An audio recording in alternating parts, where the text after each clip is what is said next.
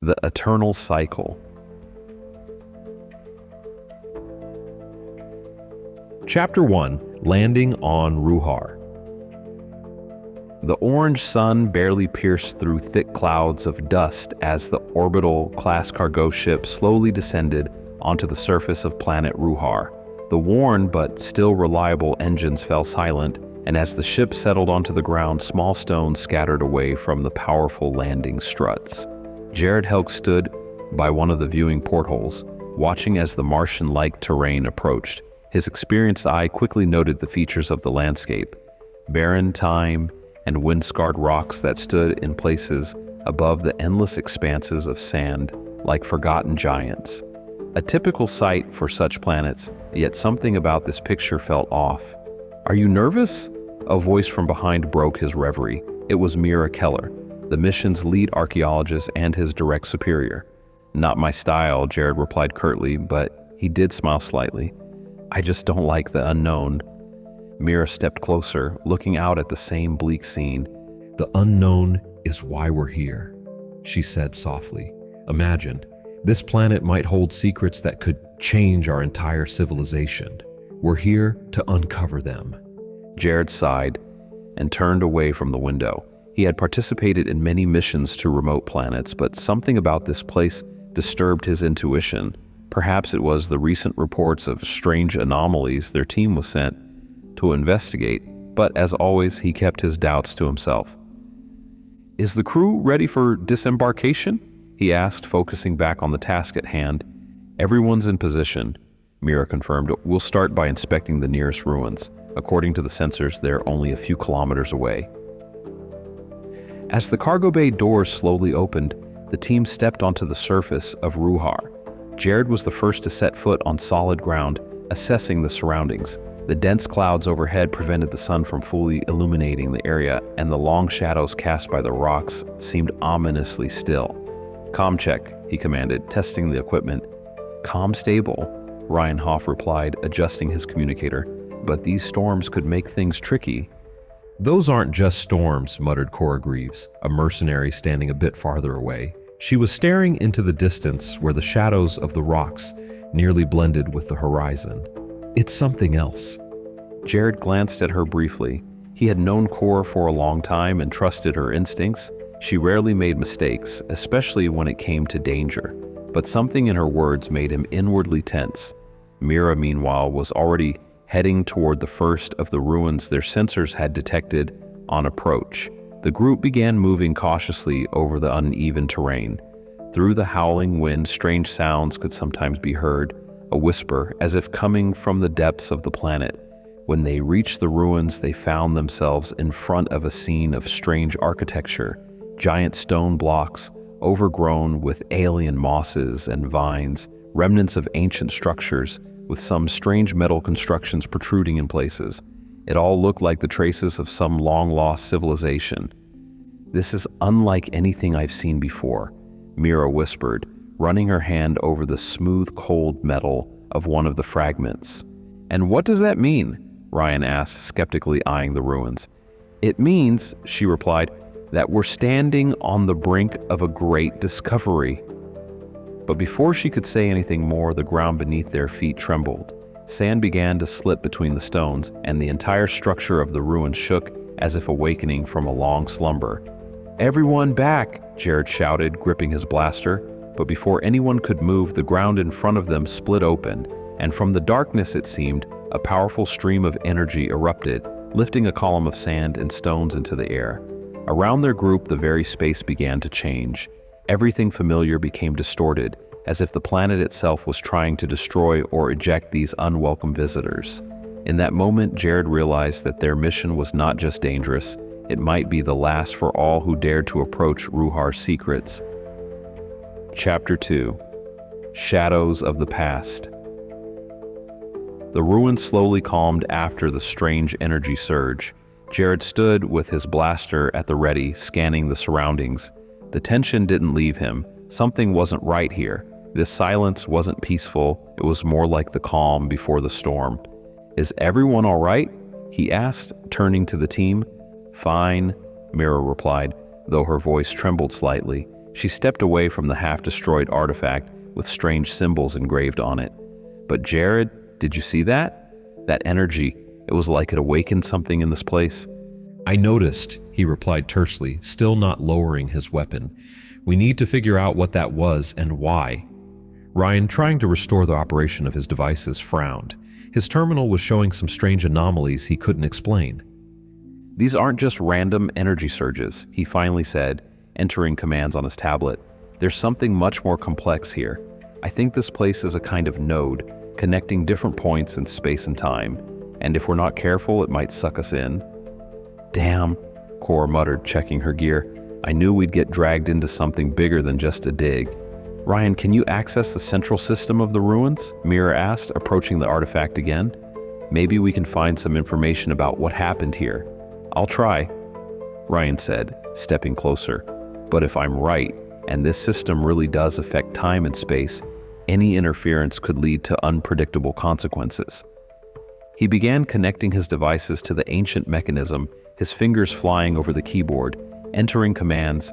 Jared and Cora, meanwhile, were inspecting the perimeter, keeping an eye out for potential threats. As Ryan worked with the terminal, the strange feeling of unease grew stronger. The wind picked up, scattering sand across the area, but now there were clear whispers in the sounds, like ancient walls themselves had begun to speak. Suddenly, Ryan's screens lit up with a bright light, and the terminal displayed a stream of data in an unfamiliar language. What is that? Mira asked, looking at the screens. Looks like archives, Ryan replied, but they're encrypted. This could take some time. Do whatever it takes, Mira confirmed, her eyes alight with interest. This might be the key to everything. Jared, feeling the growing tension, noticed a dark figure appearing in the distance. It seemed to materialize out of nowhere, becoming more distinct as it approached. We've got company, he said grimly, raising his blaster. Prepare for combat. Cora instantly took position next to Jared, aiming her weapon at the mysterious figure. Mira and Ryan froze, understanding that any sudden move could lead to unpredictable outcomes. As the figure drew closer, it became clear it wasn't human. It was taller than any of them, clad in armor made of some strange reflective material that glimmered in the dim light. In its hands, the being held a long, curved weapon that emitted a faint glow. What is that? Mira breathed, stepping back slightly. Don't know, but it doesn't look friendly, Jared replied, taking aim. The figure suddenly stopped, raising a hand in a gesture that seemed familiar, yet alien at the same time. In that moment, the surrounding space began to ripple, as if the world around them was distorting. Ryan! Jared shouted, not taking his eyes off the figure. We need to get out of here. But it was already too late. In the next second, the space around them tore apart, pulling each team member in different directions. Jared felt his body being pulled into the darkness, and there was nothing he could do to stop it. His ears filled with a deafening roar mixed with the screams of his comrades.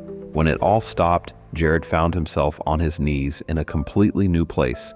He raised his head and saw something incredible. A giant hall surrounded by massive columns and high arches. Strange glowing particles floated in the air, and time seemed to have stopped here. His heart pounded, and he realized that this place was the center of the ancient forces they had accidentally awakened. And now he was here alone, without his team, left to face the mysteries of the past. Chapter 3: Gravitational Traps. Jared slowly stood up, looking around. The giant hall he found himself in was both majestic and terrifying. Tall arches and massive columns covered in ancient inscriptions rose to a ceiling lost in darkness. Glowing particles slowly drifting in the air gave the place an otherworldly feel. He didn't know where the others were, but he was sure they too had been transported to this strange space. Around him, there was nothing familiar, only these ancient stone structures that seemed to have a life of their own, whispering in a forgotten language. As Jared surveyed the hall, his attention was drawn to a strange glow in the corner.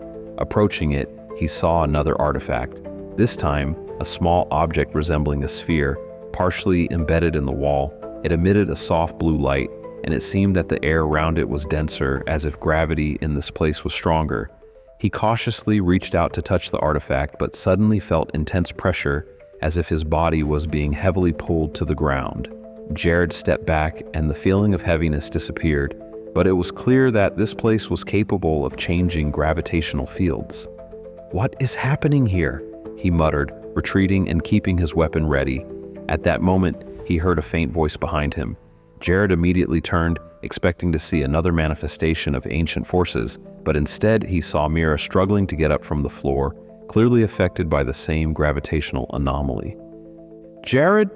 Her voice was weak, but there was relief in it as she found him. He hurried over to her, trying to help her stand. The gravitational field here was unusually strong, and every step was difficult. "You need to move slowly," he said, helping her stay on her feet. "There's something strange with the gravity." "I noticed," she replied, frowning with effort. "But this place, it looks like some sort of control center. I think these artifacts control not only gravity, but also time." Jared nodded, supporting her as they cautiously moved toward the exit of the hall, avoiding getting too close to other artifacts. Every time they approached one, their bodies began to pull in different directions, as if invisible forces were trying to tear them apart. As they reached the edge of the hall, the space around them began to ripple again. Weak light rings appeared, resembling ripples on water.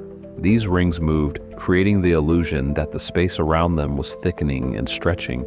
"We need to get out of here, and fast," Jared said, quickening his pace. But just as they neared the exit, the figure they had seen earlier appeared before them. Now, in this distorted space, its image seemed even more ominous.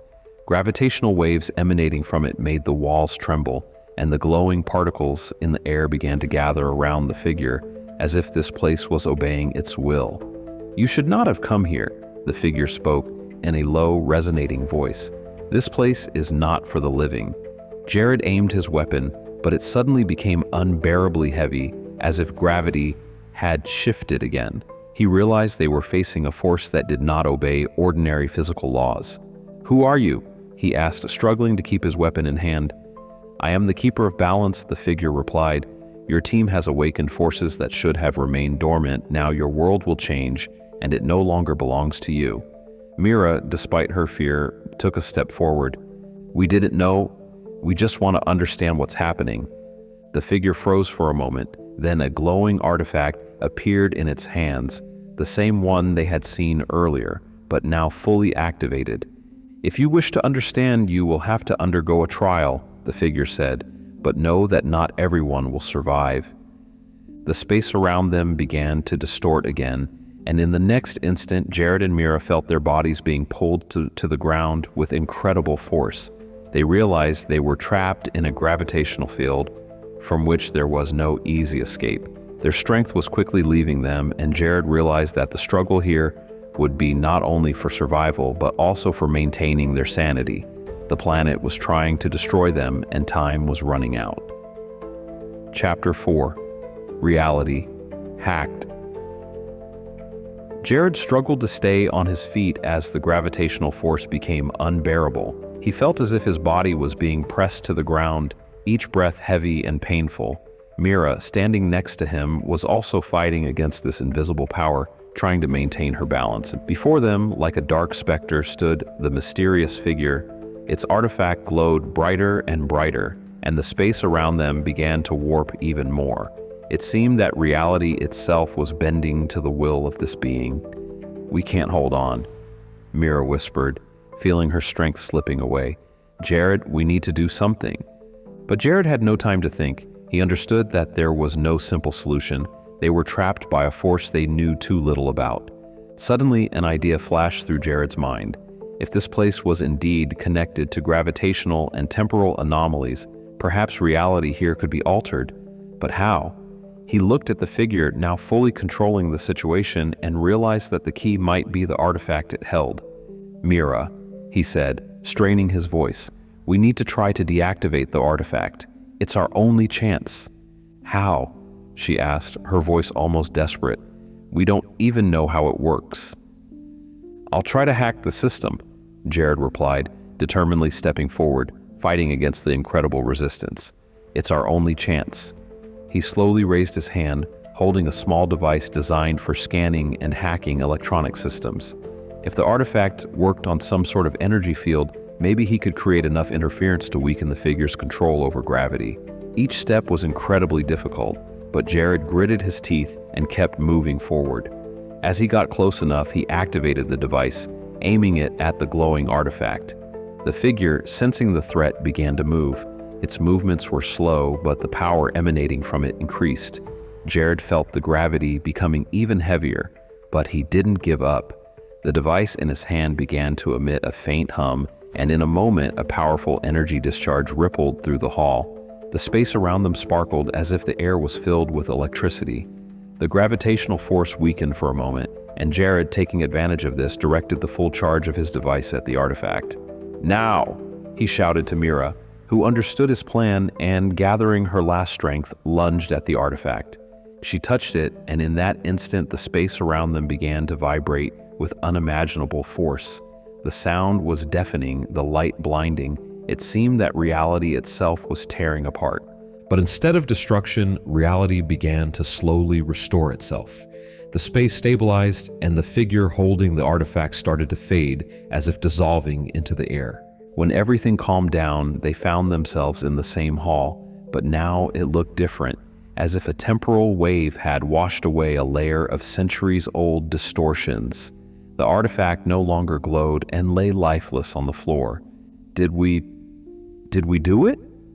Mira whispered, her voice filled with disbelief.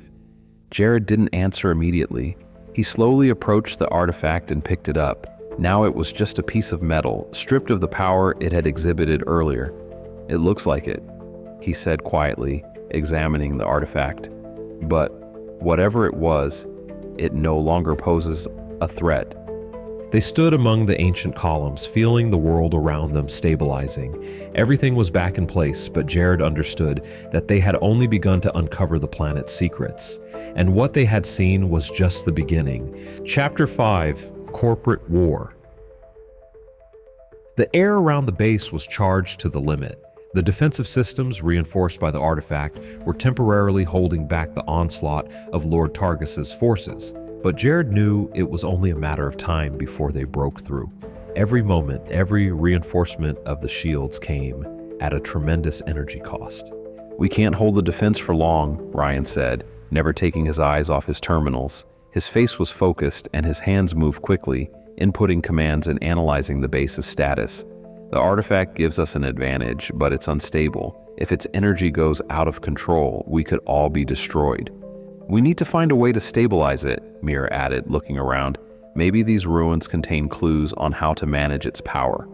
"I'll go with you," Jared said. "We need to act fast." "I'll stay and try to keep the system running," Ryan said, gritting his teeth. "If something goes wrong, I'll let you know." Jared and Mira quickly headed into the depths of the base, where the ancient part of the ruins was located.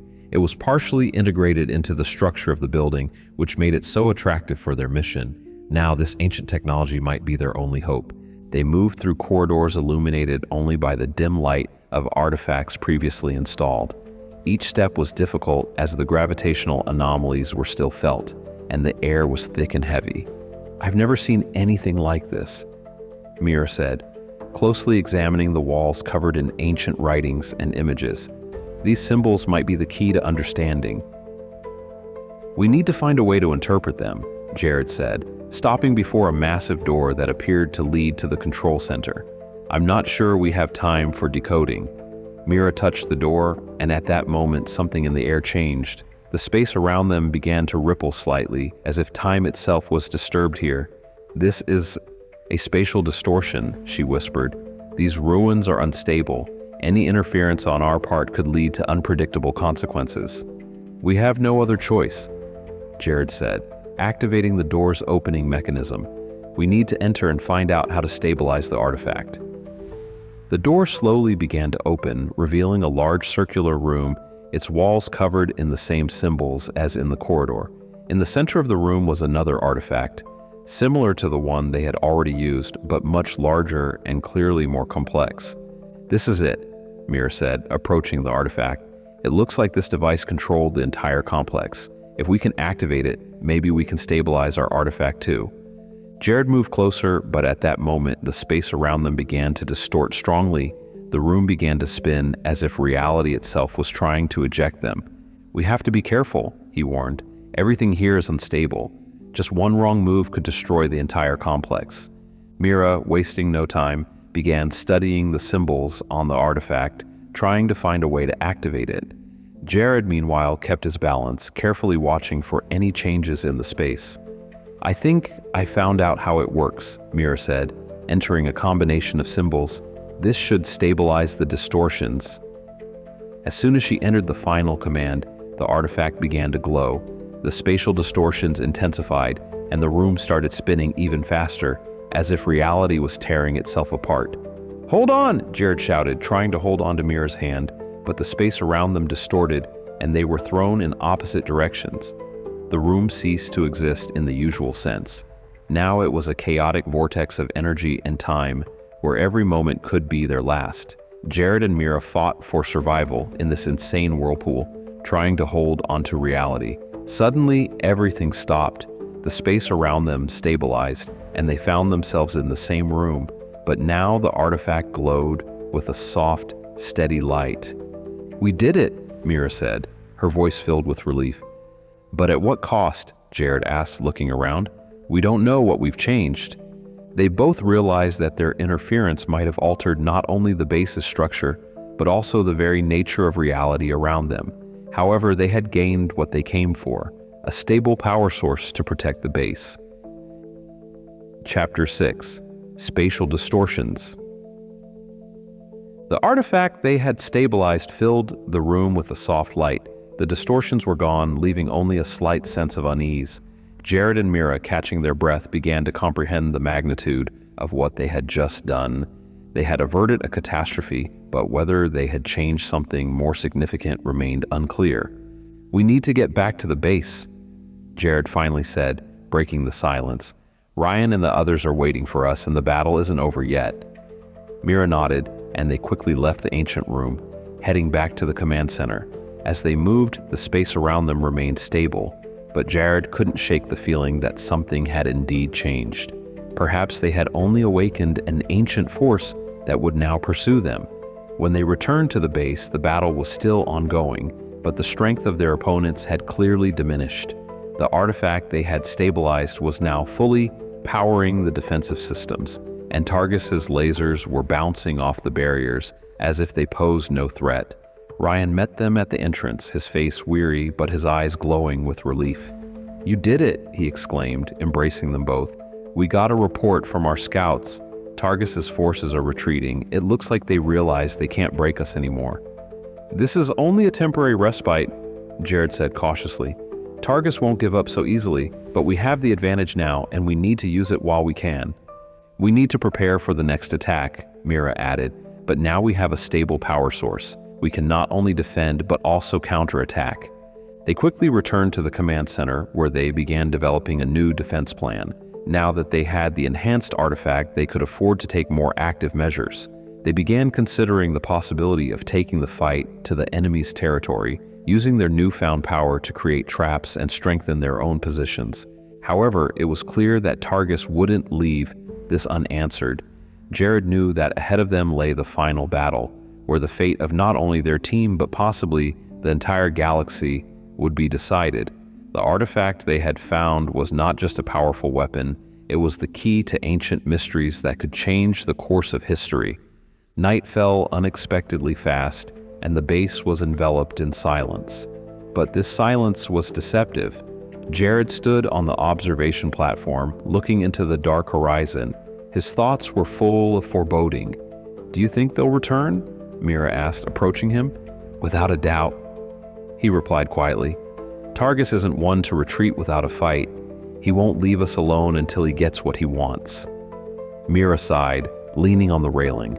"All of this reminds me of an ancient legend I once read," she said, "about a people who found an artifact of such power that it could change the world, but instead of using it for good, they destroyed themselves from within."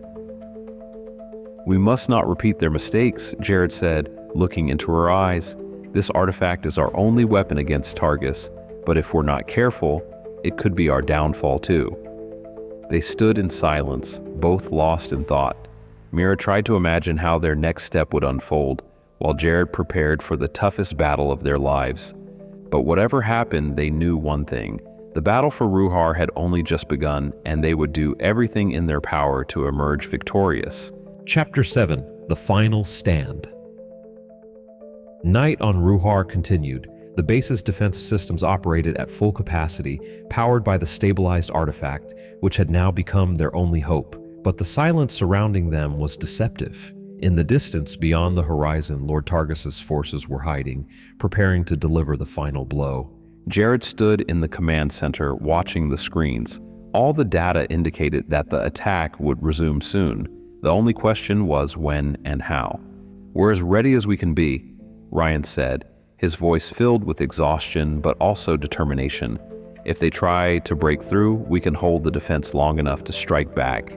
"They'll do anything to destroy us," Cora noted grimly, checking her weapon. "We can't give them a single chance." Jared understood that this would be the final battle. Their entire mission had led to this moment. Lord Targus knew that his last chance to get the artifact was to eliminate everyone who stood in his way. "We won't give up this planet," Jared said firmly, raising his gaze to his team. "We know what's at stake, and we will fight to the end." At that moment, the base's sensors detected a powerful energy signature. All eyes turned to the screens where images of enemy forces moving towards them appeared. This was more than just an army. At the center of Targus's formation was a massive ship emitting incredible power, perhaps their final and most powerful bet.